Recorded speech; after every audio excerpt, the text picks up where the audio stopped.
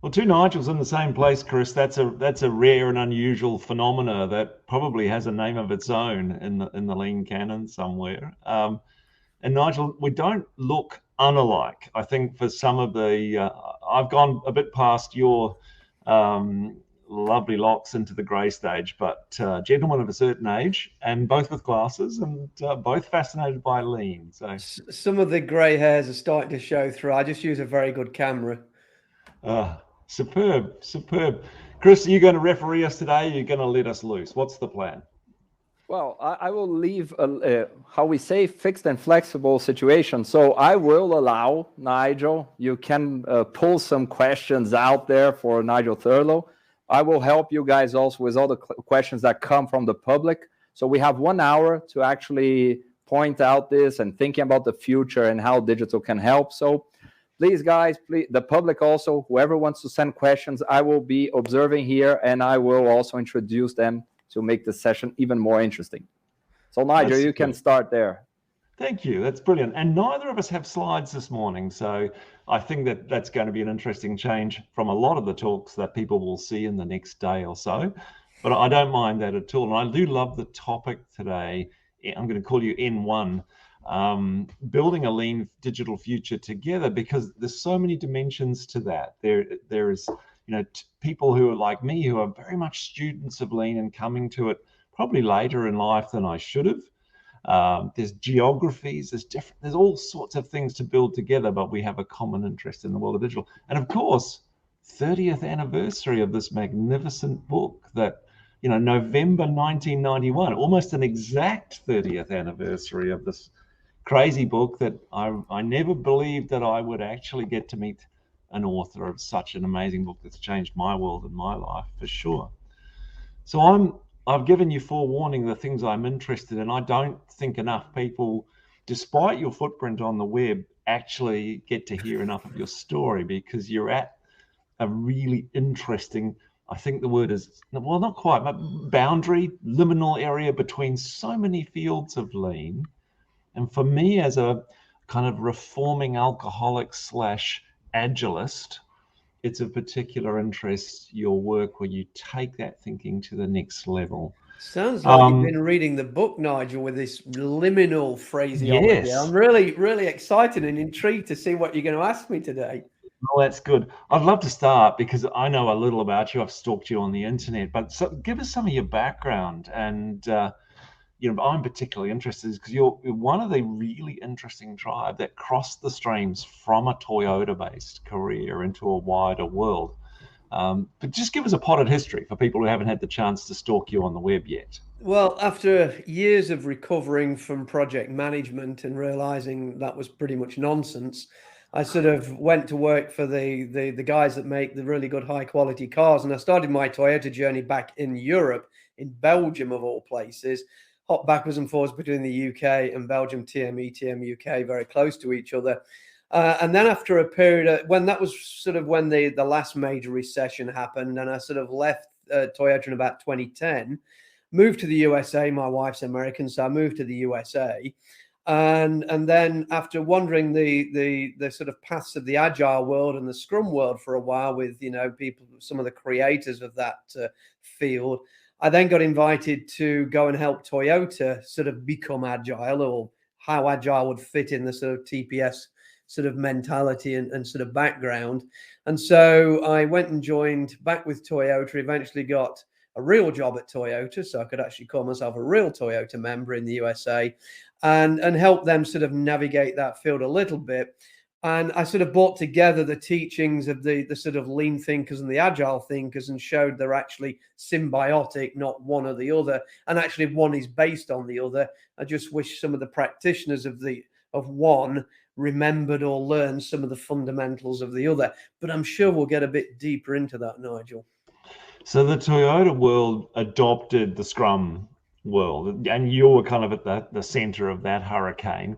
It's a surprise to a lot of people like me who come from a pretty hardcore agile background. I went to America in 2000 to do a startup in San Francisco, learned extreme programming as a pure survival method. And so my background in coming across to Lean was I got caught out in about 2007, stretching Agile out beyond software development, in basic systems thinking and visualization and these kind of things. And a young guy, Richard Donnell, who was a thought worker, was working with us at Lonely Planet at the time, going, you've got to stop this bullshit and just actually go back to the source of this, because you're inventing stuff that was invented 30 years ago. That began my curiosity. Scrum, deliberate choice, because from the software development side, there's a lot of choices of schools of thought around how you do it. Well, so there's a confession here. At the time, I was working with one of the creators of Scrum. And so I was sitting in the office in Boston, actually in Cambridge, Massachusetts, just next to Boston, where MIT and Harvard and all the clever folk are. And I was sitting in the office and we got a phone call from Toyota of North America saying, hey, we're interested in this Agile Scrum thing. Have you got somebody there that could talk to us about it? Now, of course, there was lots of people that could talk about it. I happened to be in the office and I'd got this history and actually knew some of these people in Toyota. And so I got on the call. Fast forward 3-4 months later, I was in California at the time, when we were still in Torrance, presenting a executive workshop to some of the senior leaders who would then become the people that would implement some of these ideas in the sort of non-manufacturing line part of the organization. But even then, we implemented things that supported the production line. And so that's really how the journey started. So the Scrum thing was it was there because it was part of the organization I was supporting at the time.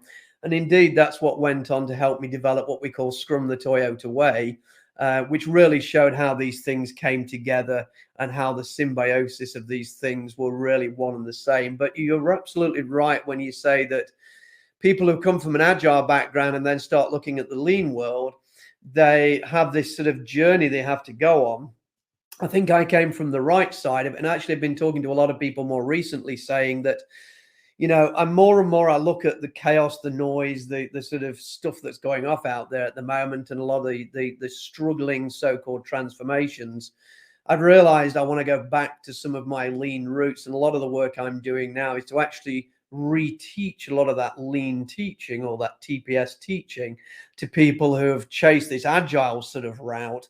And I've said 1 or 2 times, people jump from being a BA one day, no disrespect to anybody who's a business analyst, and suddenly they're an organizational design consultant a week later with their 2-day course and PDF certificate in hand.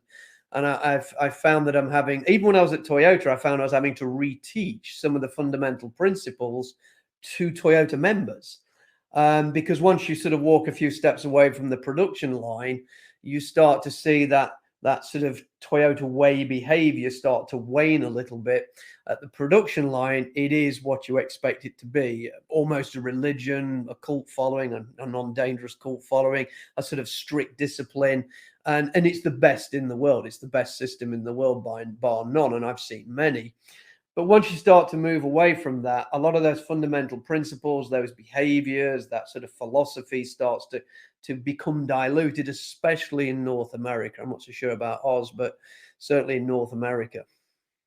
For me, the 2 critical documents in that journey of bridging the 2 worlds were Jeff Leiker's book, Toyota Way. I found that as someone coming to it a simple to follow story, and his subsequent book about the crisis was fascinating.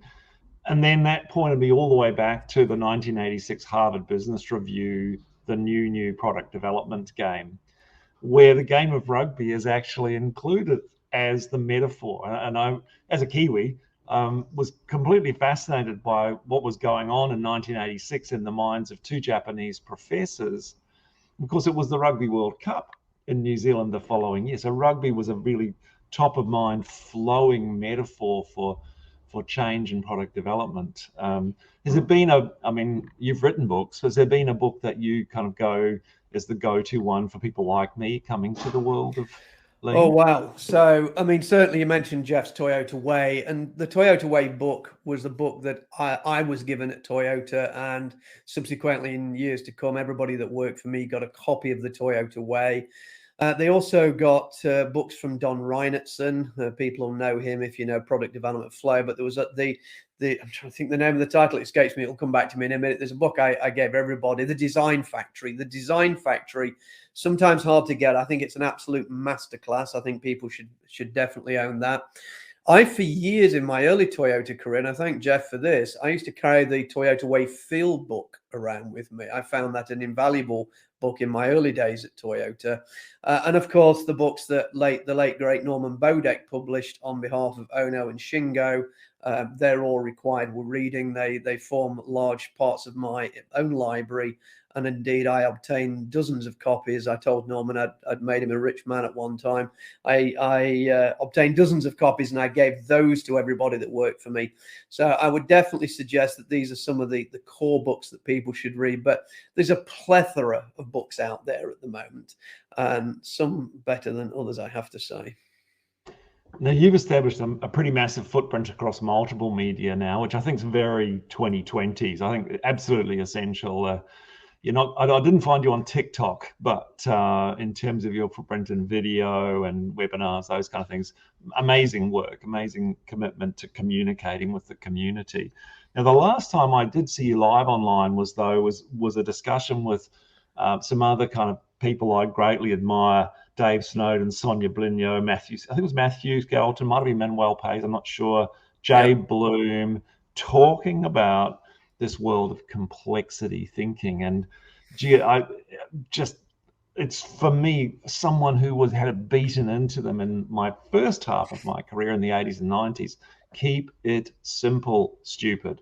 And I think I probably caused a lot of damage with Gantt charts and various things in my early career, trying to simplify it. That and don't bring me your problems, bring me your solutions, probably ruined and wasted more money in my career than any other thing. So the complexity thinking I'd love to dig into a little bit with you. And it seems to relate to vehicles in some ways. I mean, how many lines of code was in a Toyota Camry when this book was published in 1991? There was the ECU.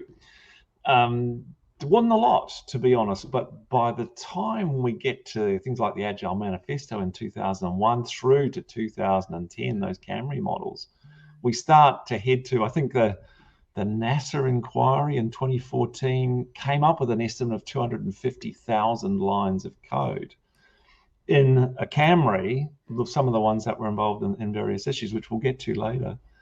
And that the conclusion was you just couldn't test that level of complexity. So I'm an admirer, but please give us a run through a little bit of the background of why complexity is so important to our understanding of work and processes today. So one of the things you need to do is understand what we mean by complexity, because everybody talks about things that are potentially complicated but call them complex. Now, of course, there's different dictionary meanings and definitions. But when we talk about the complexity thinking world, we talk about, you mentioned that liminal area, we talk about the area that's becoming more and more unpredictable. So as we move from the predictable world, which is where systems thinking lives, TPS lives, that type of thing, even things like root cause analysis is quite happy in the predictable world, in the reductionist world.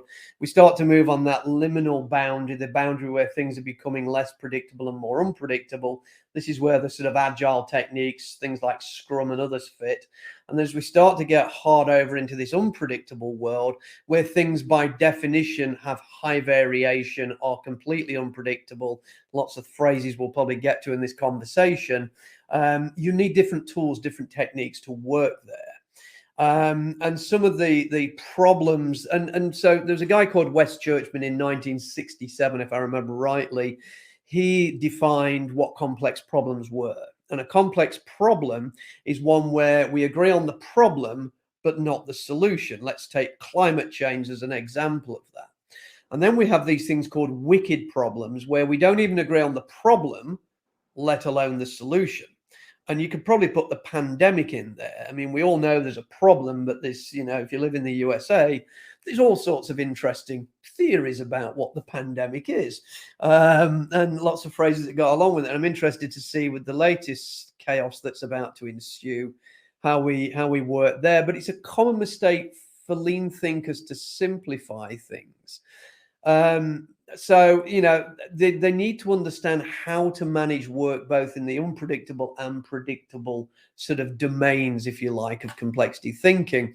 The unpredictable world, as I say, embraces variation and uncertainty because it's a characteristic of that world. And so you have little choice but to do so. So, I mean, take the pandemic: chaos, uncertainty, unpredictability, non-linear, high variation. So we have to embrace that and find ways to deal with that. When we're talking about human factors and human systems, we need different tools and techniques and strategies to deal with managing complex problems. You don't actually solve complex problems. On the other hand, lean practitioners who are trying to solve complex problems using 5 root cause analysis, should realize that complex problems are not reducible and it's the wrong tool. Things that are sort of truly complex have an agreed upon problem, but no agreed upon solution, as I mentioned. So, one of the characteristics of a complex problem or a complex adaptive system is that they're irreducible. And 5 is a reductionist technique. You take it from a big, hairy thing gradually down to a single thing. You can't do that with complex problems. So that's one of the challenges that lean thinkers have to get their heads around. But that doesn't invalidate, as I mentioned, that never invalidates lean thinking because of the whole work I did around Scrum and the Agile world and the lean world. And so I think it's something we have to become familiar with and understand the new tools and techniques. And maybe I'll talk about those as we carry on in this conversation, Nigel. I love that you mentioned the 1960s. There was many great things made in the 1960s, including myself.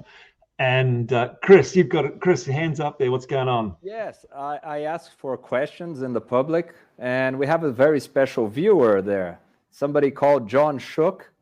And this viewer is hearing everything Nigel is saying, so he's sending out some questions or comments. So the first question that came from John Shook: can we consider there is a predictable world? Is that because we are saying we are in an unpredictable situation, but what is a predictable world, Nigel? If I poke you in the eye, it will hurt. That's predictable.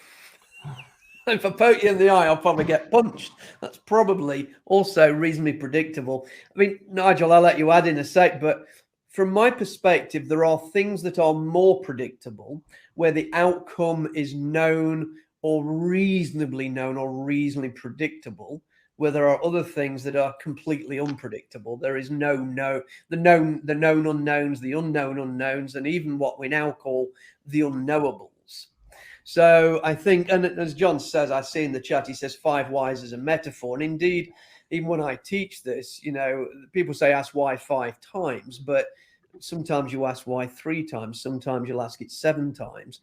The danger is we're looking for a single root cause. So if you applied that to climate change as that big, hairy problem we're all familiar with, or at least most people accept as a problem, then there's no single root cause. There's lots of challenges to be solved. That truly is a complex problem.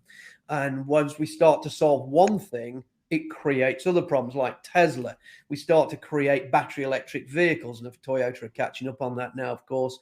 And then what starts to happen is we start to realize the environmental cost of creating battery electric vehicles is actually higher than the initial cost of creating gas or carbon fuel vehicles. And only if we start to generate all the electricity from renewable green sources and the car is kept for a long period of ownership, not disposed of in 2 years like a mobile phone, do we actually get the benefits from the battery electric vehicle. And so this is a really complex challenge, of course. So, Nigel, what do you want to add to that? A couple of things. Number one, that complexity hasn't invalidated this. So the thought process that goes into trying to understand the situation and having multiple dimensions and multiple countermeasures, that's been incredibly helpful to me in going, because it's very easy to write all problems off as complex. I think there's some behavioral things for me as a social scientist that have been much more interesting. The blameless retrospective, I would say, had been a more effective tool that an American software organization came across as a way of unraveling incidents in organizations, which I've been associated with lots of tech, rather than root cause analysis. The techies have walked away from root cause analysis because there is just a belief that problems have this simplistic cause. And so my basic thesis on all of this around complexity is that what Japan appeared to face, and John's been great at sort of educating me on this, what Japan faced in the 60s and 70s had this element. I think, VUCA was born as a phrase, and I'd love to probe you on that from the 60s as well. Their complexity was extensive, supply chains, international manufacturing. The first Toyotas were made in Australia at the end of that period. And the things they had to learn to do to live in that, in the Cynefin world, they really had headed over to the complexity part of it. We've only just hit with the advent of Web 2. So the sort of international, fast-moving, highly changeable, consumer-driven, volatile world where we've got supply chains all over the place, I think the web delivered that for the rest of us who were quite lazily in the West, just getting fat and sassy on our long supply chains and our madmen piling them high and watching them fly. So for me, that's fundamentally why lean is so important now, is that it can walk up to that, and we're just getting what Japan got 50 years ago in that sense. So VUCA though, Nigel, we can't, because every third conversation now seems to involve it. That's another 60s phenomena, isn't it? Well, it's interesting you talked about human behaviors because, in my view, lean thinking is all about behaviors. And in fact, I've been known to say, and I can pretty much well defend this, that there are no tools in lean, only behaviors. And so, a little bit of that. Well, let's talk about VUCA because you specifically asked me about VUCA. I mean, for those that don't know, it's a military term, volatile, uncertain, complex, and ambiguous, or various themes on that. It's an overused acronym, but it does sort of educate that the world is not linear and predictable. And I think lean thinking helps to make sense out of the things we can predict, and in some part helps us see what we think is complex is actually not. And I think that's an important distinction because everybody assumes everything that's difficult is complex, and complex doesn't equal difficult. And that's an important thing. Things that are difficult may require expertise and people working together to solve them. That doesn't necessarily make them complex. So, couple that with Cynefin. I'll throw that word out there. It's a Welsh word meaning habitats, but it's the work of my friend and colleague and soon to be co-author Dave Snowden, a decision-making framework that he created many, many years ago back with IBM in the late 90s. But with combining that and sort of our understanding of complexity, we can start to make sense of our landscape and apply the correct tools at that moment in time. But be careful because things are changing all the time. So there's no one-size-fits-all approach, hence why we say volatile, uncertain, and ambiguous. I don't know. Is that helping you a little bit on that? I absolutely does. It's very easy to mistake those three. Now I see John's dropped in there an interesting comment about some things being more predictable than others, and many problems and phenomena having multiple causes. I'm reaching a point, Chris, where I thoroughly believe this to be true. But I like is a suggestion. We don't ever solve complex problems. We address them and move along. This evolutionary Kaizen type of thinking leads to much more resilience in organizations than what I learned to do from graduating in the 80s and through the 90s was, let's solve this once and for all, would be a solid summary of my career for 20 years. Whether that was ISO 9001, when Machine Change the World came out, I was deeply involved in becoming an ISO 9001 practitioner. I sneaked over to the Baldrige world, but didn't like it. Went straight back to the merely complicated world of linear value streams. And nice. Chris. Just a reflection over this and hearing you two talk. And when we think about, okay, simply accepting that some problems we actually will just manage and not actually solve, there's always the challenge, how do we know that we are not running away from something that we actually should fix? Because in the past, so many problems were understood as normal, and Lean brought us to think about, no, they can be solved. It's actually a team work activity. If we put ourselves together, we can solve these problems. How do we know? So I would just like to develop this. How do we know where is the limit? How do we know that actually we should simply manage it and not actually try to solve it? So for me, reflecting over this. The main dimension of that, Chris, that I'm seeing today is around growth and scale. So this is where most discomfort, when organizations start to fail because the thing they built for the beautiful startup of 15 people isn't working at 50. And if they succeed, sometimes that's the worst possible thing. And you get to 150 and what you managed to create as a system of work suddenly collapses again. So scale and speed were definitely being faced by Toyota from the 60s at a rate that I think only came to like the rest of us in the last decade or so.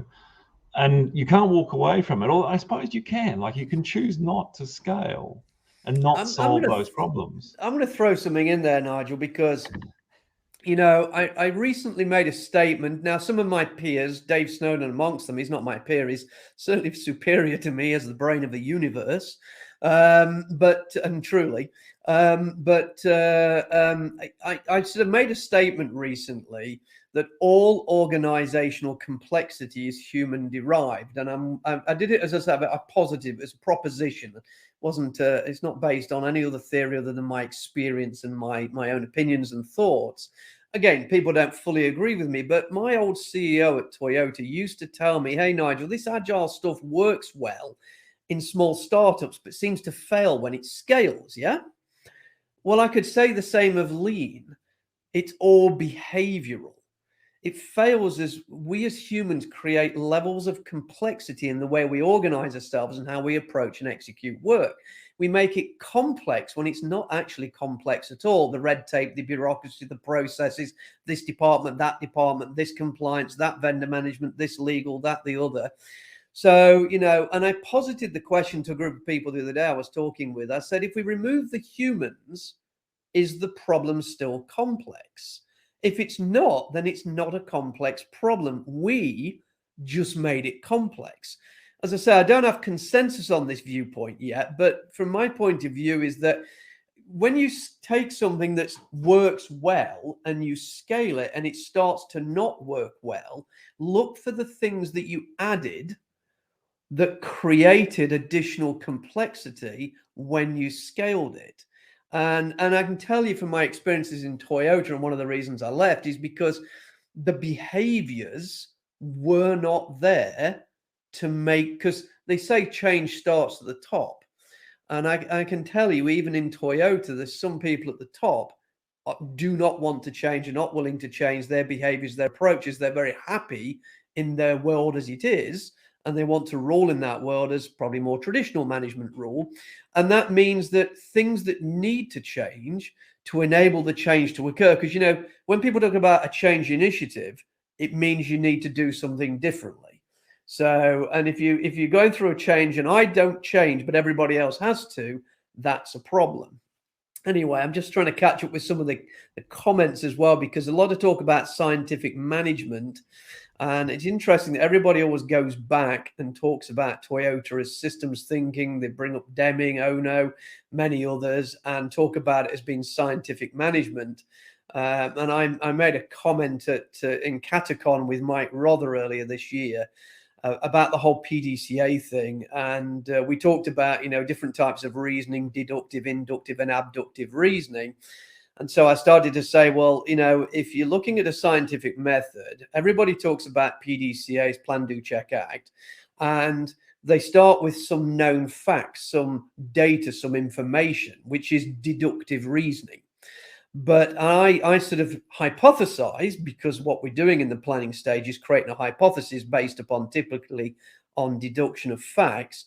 But I said, well, actually, I think it should be hypothesis, plan, do, check, act.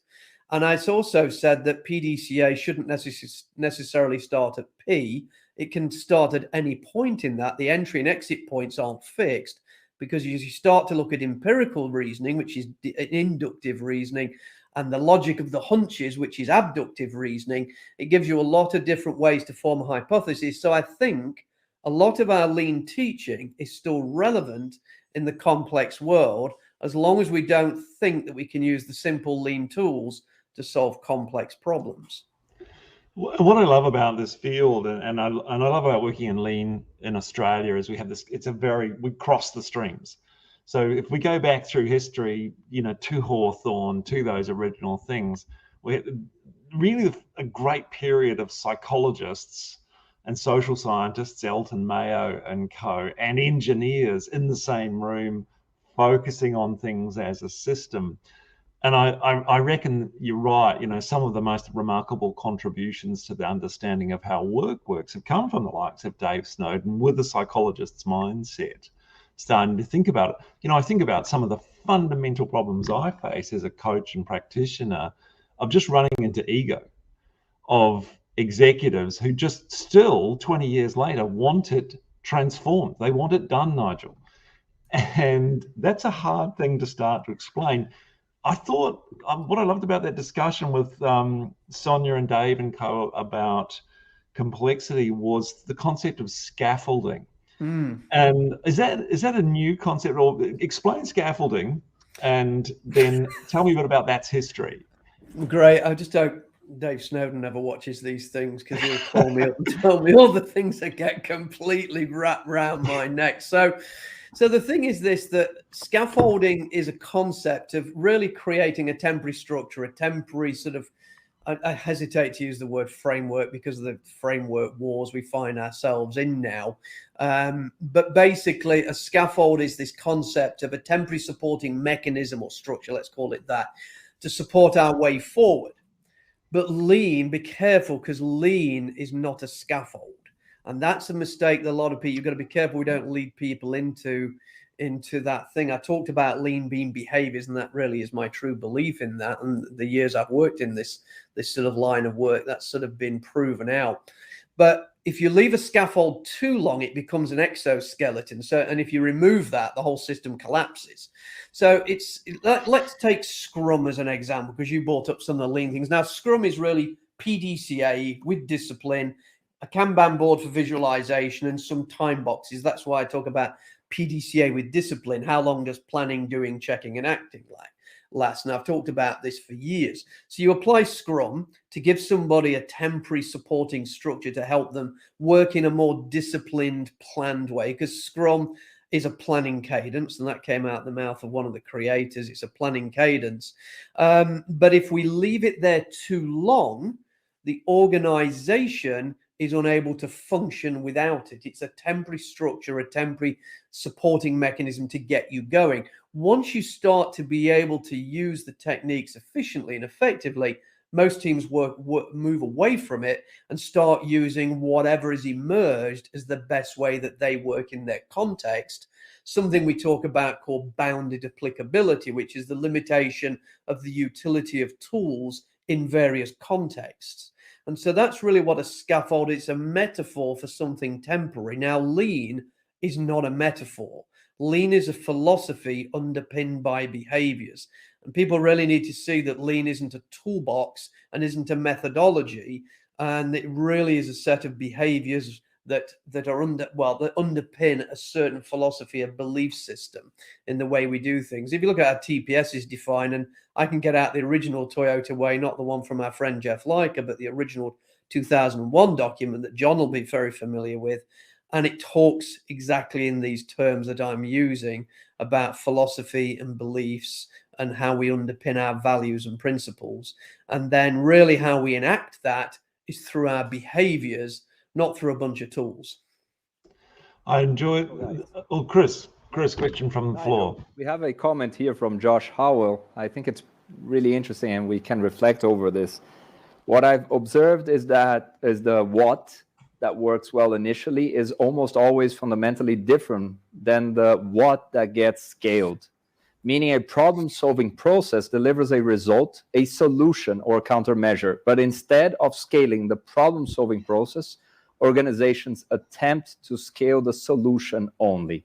So this is something interesting when we think and connect again with what Nigel Thurlow was saying about behaviors, lean thinking being much more about what we do and not just scaffolding around things.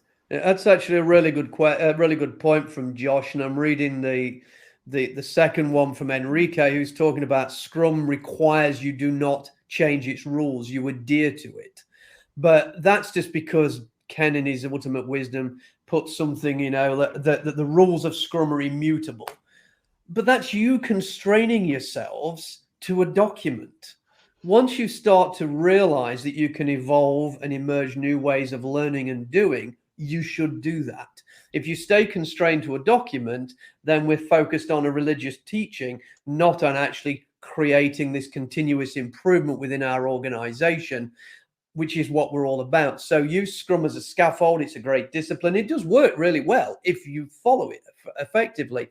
But if you're really skilled lean practitioners or TPS practitioners and know how to implement PDCA in a disciplined way with some of the other characteristics, you don't need Scrum.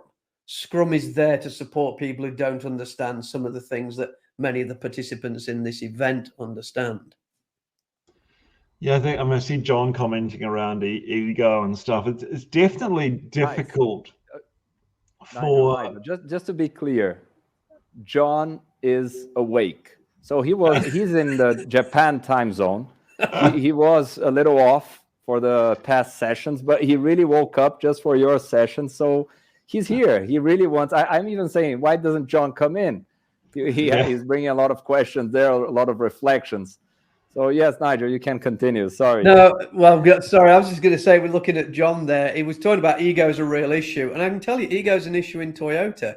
It's a cultural thing. It's a human thing. And people have to remember that North America isn't Japan.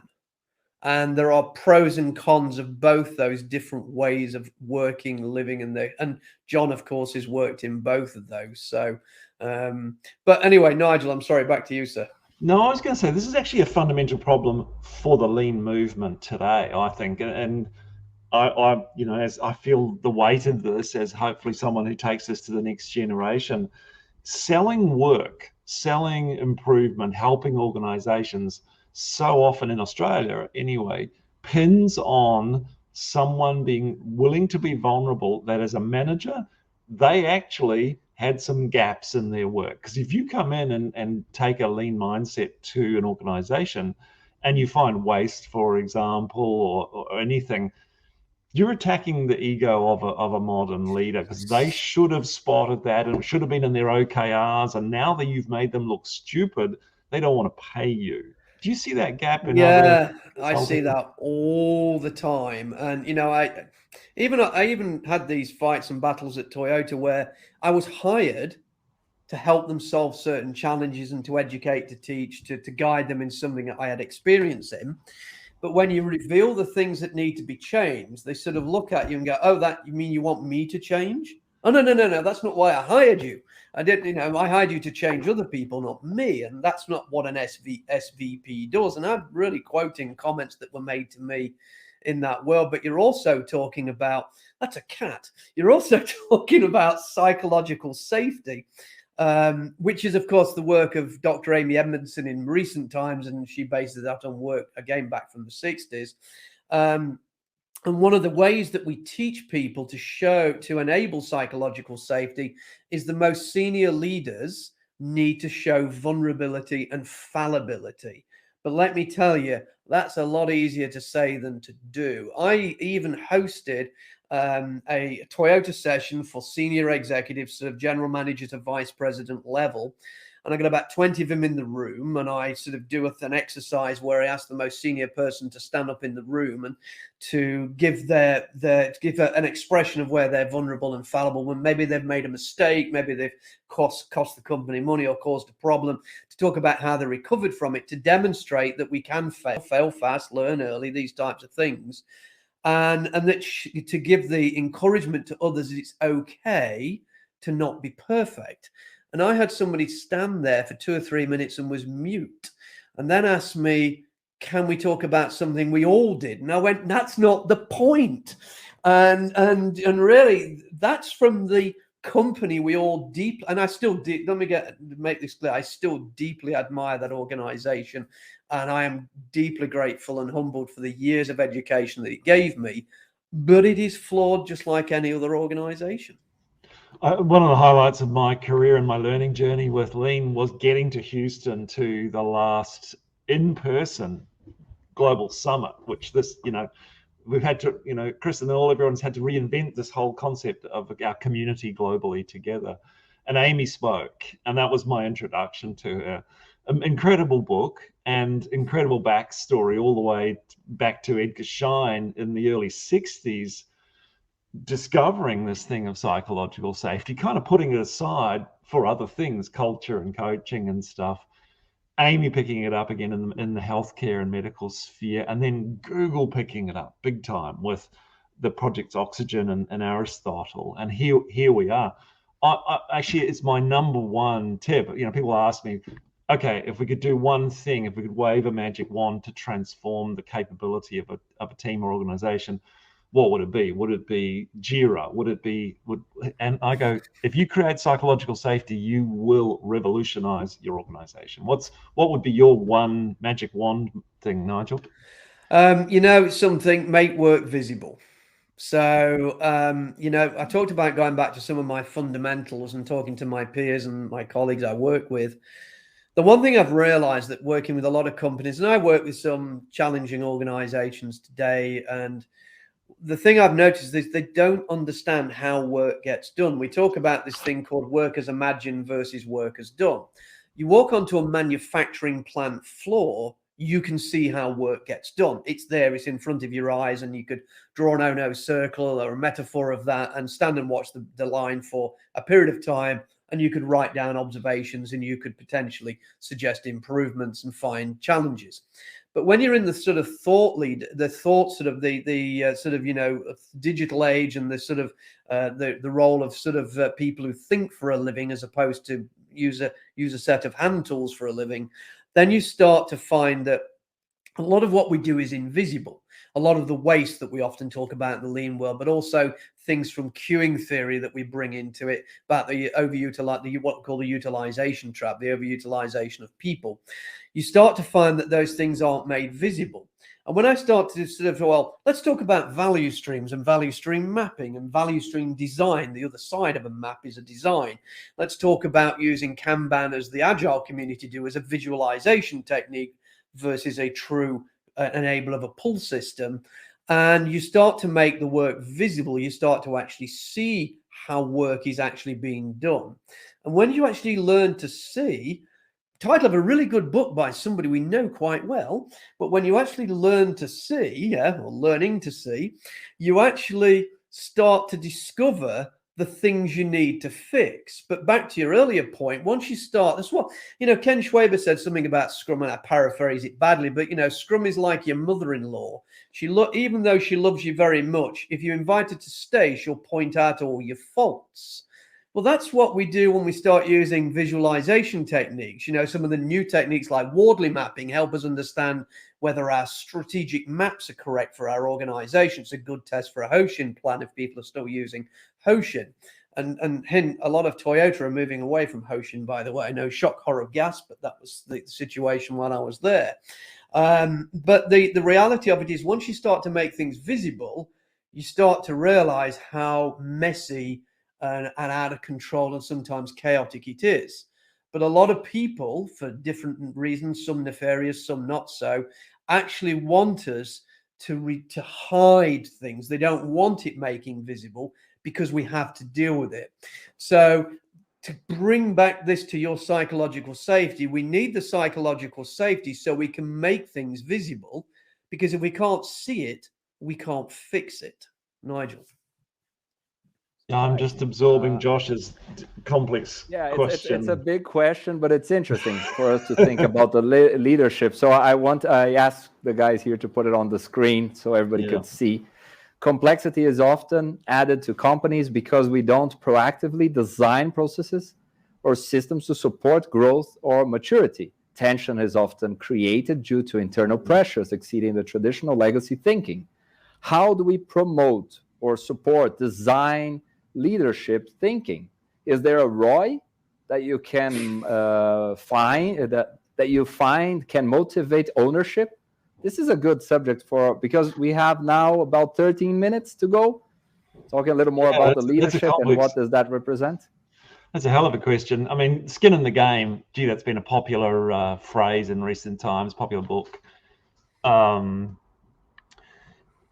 think the biggest advances I've seen in organizational growth are at places like Spotify. So again, at the 2019 Global Summit, Christian Lindvall talked about the Spotify framework for an argument, the democratizing of the sequencing and prioritization of work using, and my Kiwi accent's going to ruin this, it's the DIBS framework, which sounds like the Dubs framework from a Kiwi, but it's DIBBS, the framework for an argument, they call it. It's very hard to find on the web, but they in terms of their growth, they've gone through so many stages. They just said, actually, you know what, right now, let's pull it back to the basis. If somebody has an idea for something to do, it has to have data, that a human has to form an insight from that data, state a belief or a hypothesis, and bet some people, time, and money on testing that hypothesis. It's like plan, do, study, act for 2020. Which is not I'll chuck it. I mean, I'm reading and it really is a good question. I mean, look, how do we promote and get support for this? Is there a return on investment? And I'm going to make a statement here. Others may disagree with me, and we could quote Drucker talking about the single purpose of company is to create a customer, and I firmly believe the customer first value and everything is pulled by the customer. Without a customer, we cease to have a relevance to exist or a need to exist.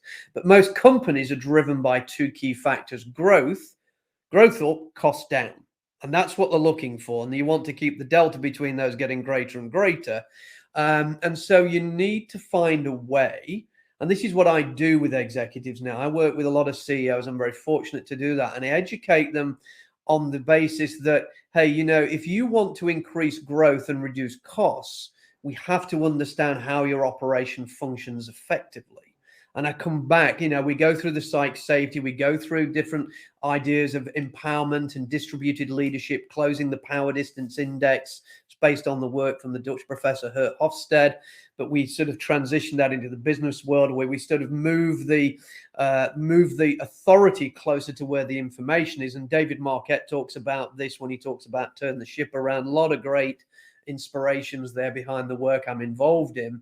But essentially, we need to move decision-making closer to the people who do the work. To do that, we need to trust them. To do that, we need to ensure they've got the right competency and skills and the right clarity to make the right decisions. We need to ensure that then doing that, they have the right level of psychological safety. And guess what, executives? We need to understand how work gets done in your organization. You need to be able to see that. And in the days of all these tools we're wasting money on as Jira and turning it into nothing but a glorified Gantt chart, what we actually need to be doing is using these tools so that people can see how work gets done in the organization.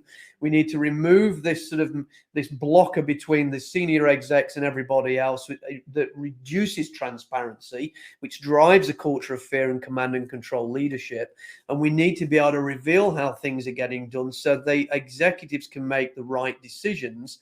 And then we can start putting the mechanisms in place to achieve some of what the question was asking about. Where's the benefit? Well, the benefit is if we solve these challenges, you will create space, you will create the opportunity for greater innovation and creativity, and you will actually get the benefits you desire by going and following these agile transformation proposals you get from the big consulting houses. Nigel.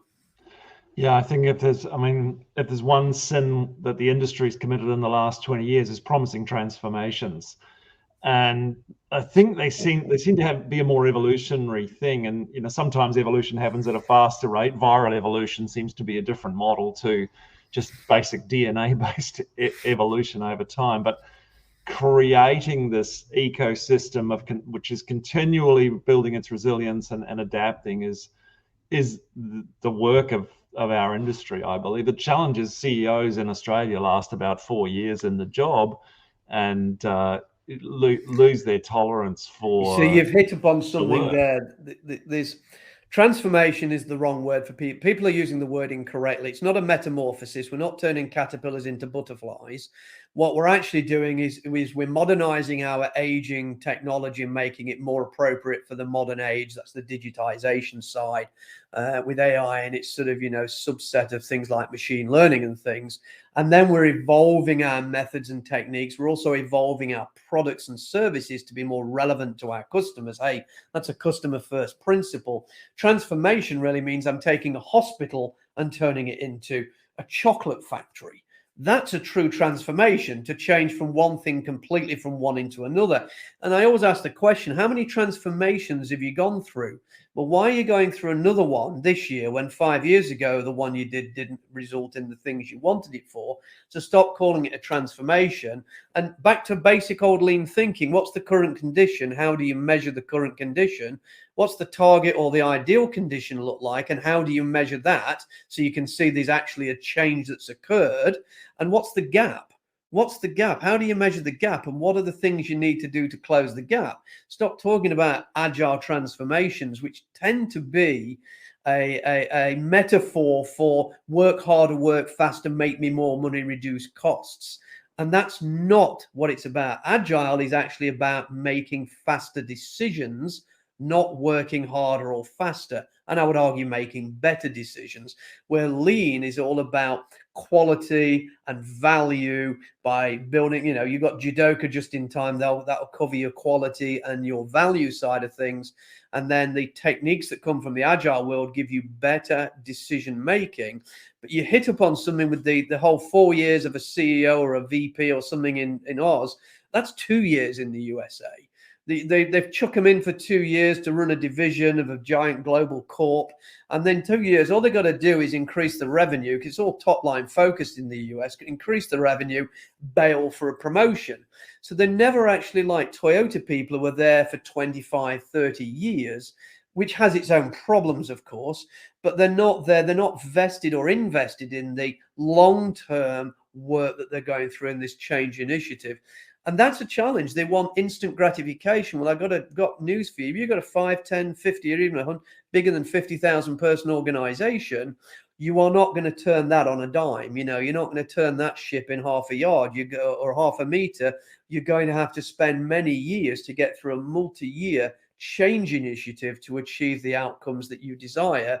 And just adding a bit of revenue isn't really going to be the answer. Christopher, we have a good question that's popped up. Gee, that question's right for an answer from the scaffolding library, I suspect, Nigel. Emergence is a characteristic of complex systems. How can we steer complex systems in a way undesirable functions or outcome do not emerge? John Holland suggests steering complex systems by modifying their signal boundary hierarchies. Look, a lot of the work we do in complexity is about sense making. In my work, we talk some of the stuff from team science about situational awareness, truly understanding where you are, your environment, and seeing everything around you, not being too focused on what's in front of you, something Dave Snowden calls the adjacent possibles. But we use techniques called sense making that enable weak signal detection. We're trying to avoid undesirable outcomes. Now, he talks about, in a way, undesirable functions or outcomes did not emerge. By their very nature, a complex adaptive system isn't controllable. You can only manage the things that emerge. Now you can, what's the word? You can sort of guide, or you can nudge, they're the wrong terms, but you can influence is the word I'm looking for. You can influence some of the outcomes because you can influence behaviors. You can influence things like constraints. We talk about enabling constraints, but that's the beauty of complexity. If it was simple, we wouldn't have complexity. Sorry, that's a terrible way to answer that question. Concise. I mean, you've got to go back to Donella Meadows' Dance with the System. This thinking's not new, but I think the world we've walked into is exposing millions of people to this because of the Yes. speed with which we can grow and our exposure to vast networks of humans. My kind of roots in all this were actually environmental. I'm an environmental economist, and so Buzz Hollings, the kind of resilience theories from ecosystems, very much coming back to haunt me 50 years later and going, yeah, like they were definitely failing forward those things. But it takes such humility to admit that there isn't a direct intervention here that has an outcome of perfect change or transformation here. I'm not even sure what proactive system design. No, I mean, I saw I'm John going to put it on fail the the exam today. So you put it on the screen, but okay, so we design a system proactively as we see the system emerging. So that's getting back to complex adaptive systems and the theory around complex adaptive systems.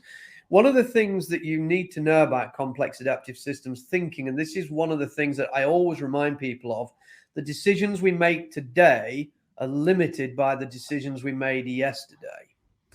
And it's really, really important that people are making a lot of decisions. You mentioned it without data. I prefer the old Ono thing, where he used to say, well, he's quoted as saying, I like data, but I prefer facts because data can be manufactured.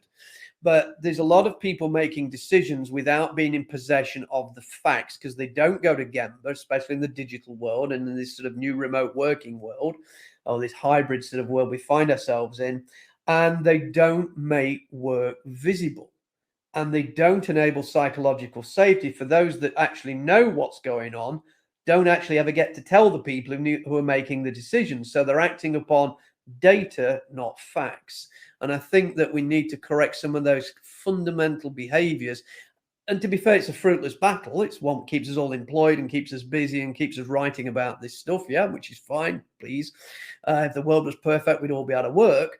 But it is at times a fruitless battle. I am pleased to say that some of the leaders I'm now working with in different organizations are starting to embrace this, and they're starting to realize after I've talked to them long enough about it, that it actually might be useful if they try some of this. Nigel, I know time is short. I'm watching the clock. Time is short. I reckon that has been the most fascinating hour I've had the privilege of this year, Nigel, and I've been looking forward to this for a long time. Chance to cross-examine you on the subject of the generations and building a lean digital future together. I hope we do get to do that together. I do indeed. My recommendation for a Christmas present this year is get Gillian Tett's Anthrovision. Remarkable book. Wow.